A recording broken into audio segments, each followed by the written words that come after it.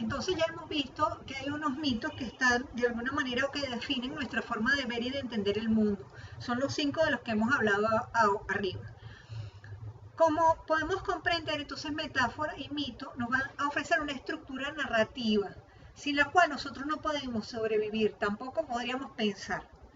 Nosotros escribimos nuestra vida sobre esa narrativa que hemos creado. Esto se transforma eventualmente en un signo. Y así ocurre una reformulación, un metalenguaje que expresa una interpretación tradicional. Este metalenguaje a su vez se reformula y nos conduce a una expresión transpuesta. El resultado va a ser el mito. Otro de los aspectos fundamentales que tenemos que considerar cuando vemos a los mitos que están en nuestra mente es que los mitos no son eternos. Muchos mitos mueren una vez que son racionalizados. Estos son sobre todo creencias populares alimentadas por la tradición. Los mitos tienen cierta persistencia, pero esa persistencia está motivada por la situación del momento presente con el pasado. Los mitos suelen ser atemporales, es decir, que no pertenecen a un tiempo efectivo. Si bien, si yo hablo de Zeus, yo no voy a decir Zeus existió hace 4 billones de años, etc. No voy a decir nada de eso. Porque cuando yo les cuento a ustedes la historia de Zeus, ese mito de alguna manera está ocurriendo, está atrapado en una inamovilidad cronológica y siempre está ocurriendo. Se repiten cada vez que alguien los considera como literatura. Así, nuestros mitos, los mitos de nuestra mente, también padecen ese fenómeno de la atemporalidad. Nosotros no podemos dejarlos atrás. Todo lo que hacemos en nuestra vida está conectado con esa forma de pensar y de ver el mundo. Está atado a ese mito. Entonces, cuando nosotros queremos comprender los mitos, tanto los mitos de los que hemos hablado, que son los mitos como historias, como fábulas, como los mitos de nuestra mente, vamos a tratar de buscar en ellos algo que llaman mitemas. Estos son unas unidades mínimas e irreductibles del significado de un mito. Son principios que señalan un elemento mítico al que se refiere la historia. Un mito no contiene una sola idea, sino 3 o más ideas fundamentales, y estas revelan un significado muy profundo. Surge de la pregunta de por qué los mitos se parecen tanto.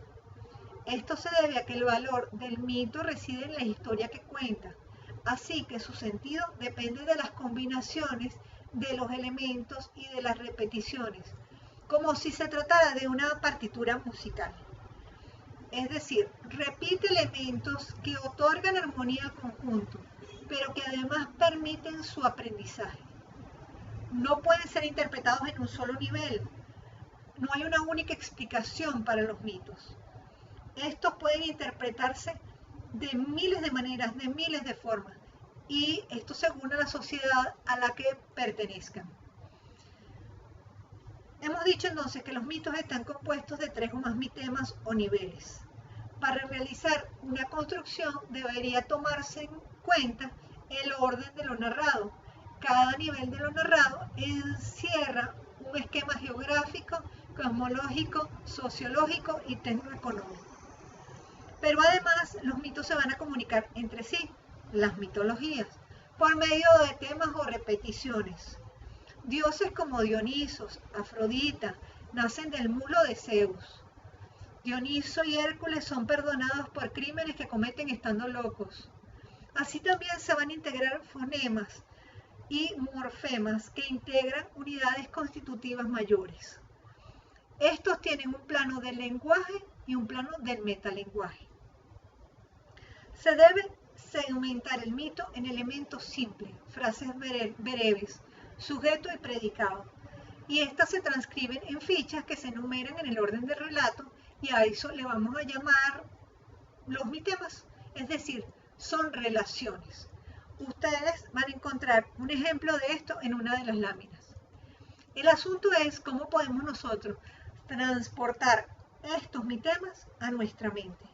¿Qué elementos hay en nuestra vida interior que se repiten y que formarían de alguna manera esos mitemas que ordenan y constituyen nuestra vida y que le dan narrativa a nuestra vida.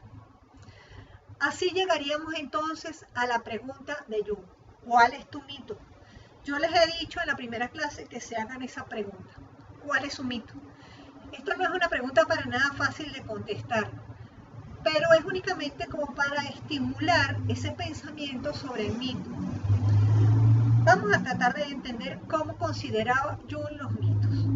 Para él hemos dicho que eran manifestaciones psíquicas que reflejaban la naturaleza del alma. Eran formas arquetípicas, formas específicamente configuradas que se han transmitido a través de largos periodos. Los mitos exponen el modo de ser de las almas. Para él, al hombre primitivo, no le interesaba para nada la explicación científica del mundo, no le interesaba que la lluvia es la condensación del agua, sino que la psique inconsciente del hombre primitivo quería asimilar estas experiencias sensoriales externas a su mundo interior y oculto.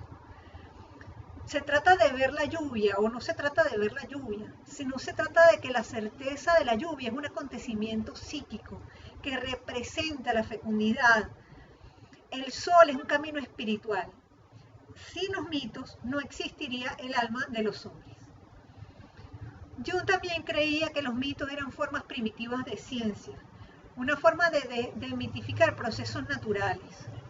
No eran alegorías, sino experiencias, expresiones del propio drama del individuo que solo podía ser captado de esa forma, en la medida en que se realiza una proyección muy poderosa entre el hombre y la naturaleza.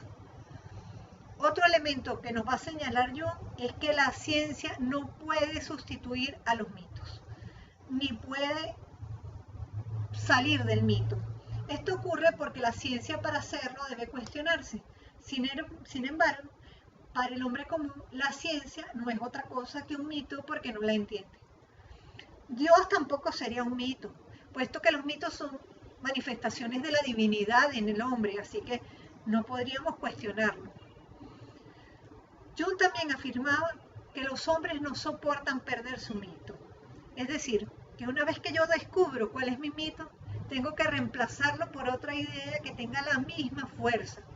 No somos capaces de quedar desnudos de creencias y conectados únicamente a la realidad. La realidad nos abrumaría. Los seres humanos constituyen sus propios mitos desde su realidad y de alguna manera construyen el mito de su vida. Así, por ejemplo, los hombres modernos viven su propio mito, el mito del cristianismo, el mito científico, el mito tecnológico. Identificar el propio mito no es fácil, es una interrogante para toda la vida. Y es que el mito cumple una función traductora de la realidad. Nos conecta con la realidad, nos hace a la realidad que es incomprensible, comprensible.